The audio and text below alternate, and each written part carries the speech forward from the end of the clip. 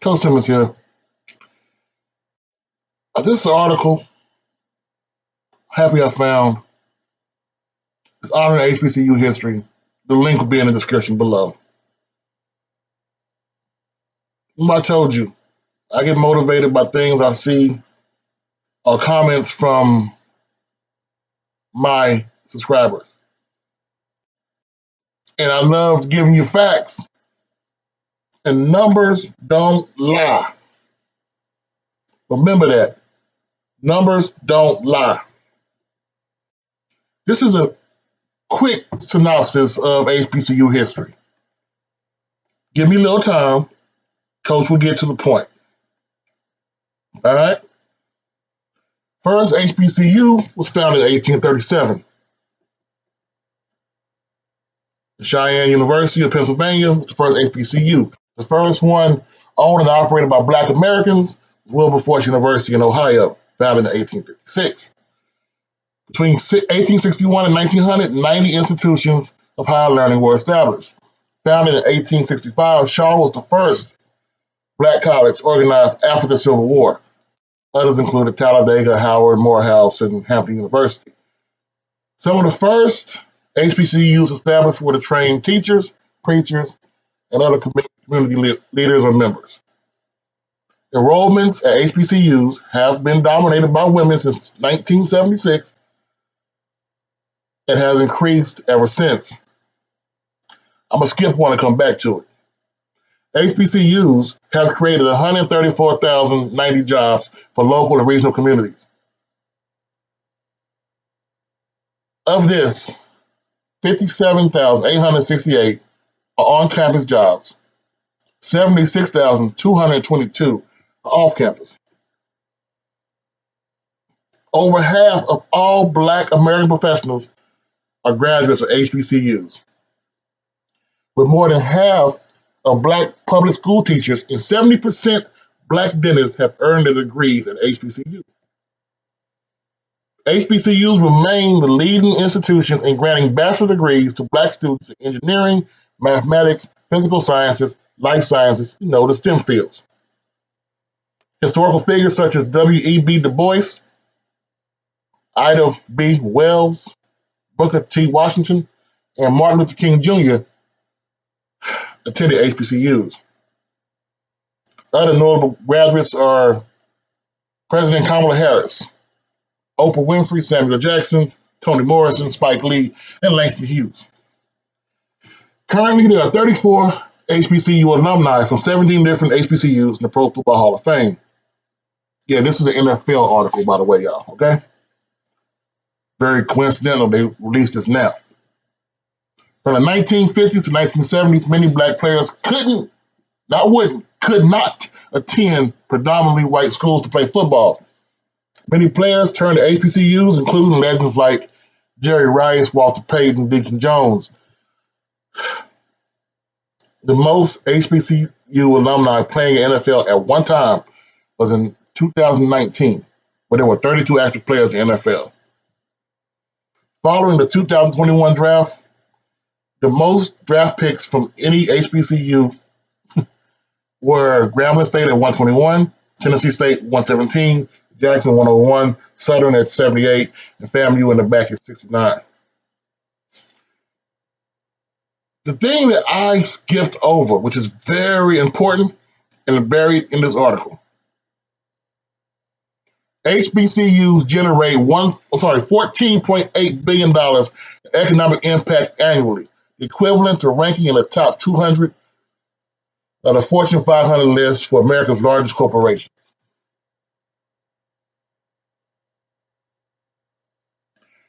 People, let's talk about it.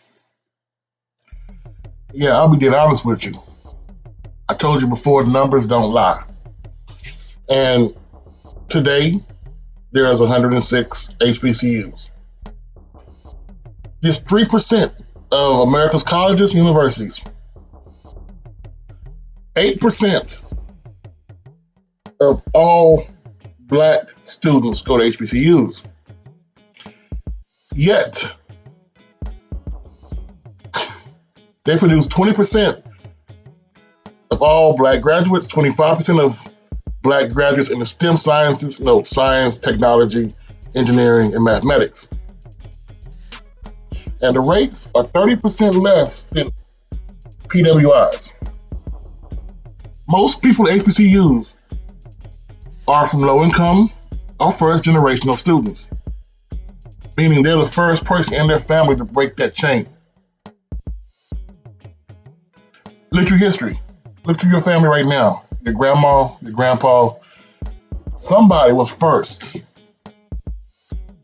to go to college, and they probably went to an HBCU. If not, you're their first one. And the lower costs of HBCUs narrow the racial wealth gap. There are 43 million Americans across the racial socioeconomic spectrum that have nearly $1.3 trillion in college loans. Black households are far more likely to have student debt at all income levels. But by providing the best value education, HBCUs help eliminate or reduce student debt for far low to middle income families. Basically, by going there, you're not going to pay as much, so when you graduate, you won't owe as much, even though you're still going to owe. Nothing's free in America, right? Also, HBCUs have always fostered a climate for success. You don't have to go there and not be yourself. You can definitely go there and feel safe. But here's the thing, people keep forgetting about HBCUs. We were never segregated. So people of all colors and creed can go, and yes, there is an incentive for white Americans to come to HBCUs. But we never told them no. We're just like trying to get them in to see, oh, this is what it truly is. Also,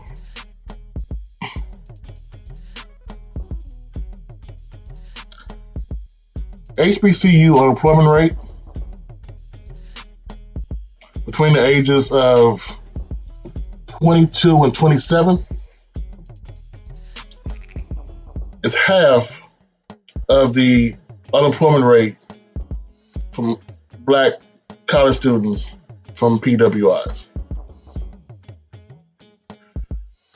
Because the real true reason why, and this is why this whole long speech has gotten going on, the true reason for going to HBCU, it fosters the belief and hope of self-supporting. Coach, what did you say? That's not a word. Back it up. No, seriously. HBCUs foster the idea, belief, and ability for black students to think, motivate themselves, and to strive to be self-supporting. I'm not saying going to a PWI won't allow you to get the network started so you can go ahead and get the loan, you can go ahead and get your business started from scratch.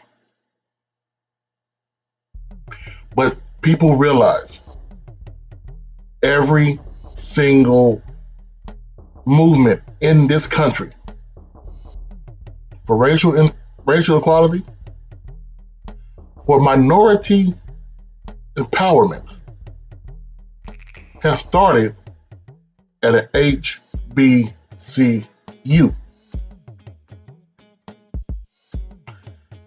If you don't think I'm telling you the truth, do your history. HBCUs started civil rights movement. HBCUs are where most of the lawyers, doctors, nurses come from. And it's not just a SWAC. You look at people like Dillard, Hampton, you look at Howard, you look at Houston Tillotson. HBCUs start movements.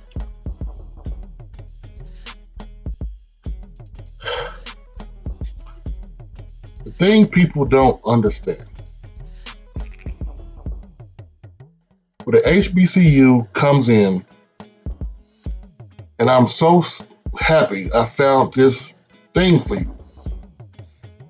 HBCUs combine to generate $14.8 billion in economic impact annually, the equivalent to ranking in the top 200 on a Fortune 500 list of America's largest corporations. That's the power of Black dollar. People, there's been lots of talk about knowing your worth. Numbers don't lie. $14.8 billion in economic impact annually.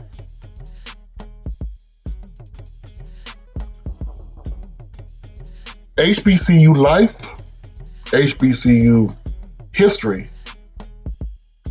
has not been for us to settle. Do not settle for anything.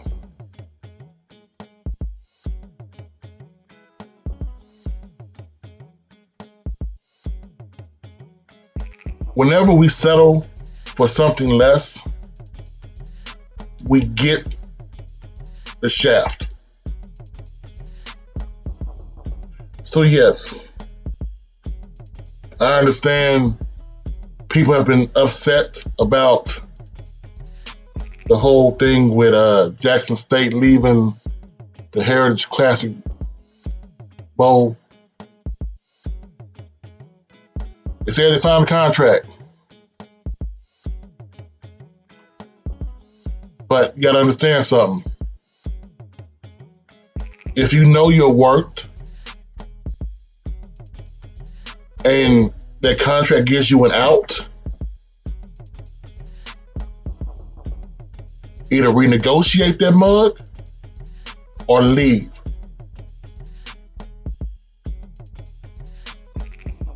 There are lots and lots of classics around HBCU football, basketball, and et cetera, et cetera.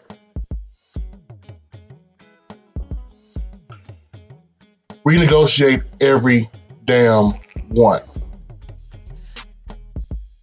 I'm not saying leave. I'm saying we have a $14.8 billion impact nationally. Some schools, doesn't matter if you have football teams or not. As I say all the time, Houston Tillotson College in Austin, Texas has a $47.5 million impact locally on the city of Austin. There is no football team for HT. They used to have one in the SWAC, but they kept getting their ass whooped. So anyway, no. HBCUs need to get serious. And the only way they're going to get serious is to get the contracts, renegotiate the contracts, and make sure that they fit properly. Because if you don't know your worth, you don't know what you can demand, what you can respectfully get, why the hell would they give you anything else? And if you're not willing to stand up for your rights, you must not have went to HBCU. I'm Coach Simmons, and I'm out.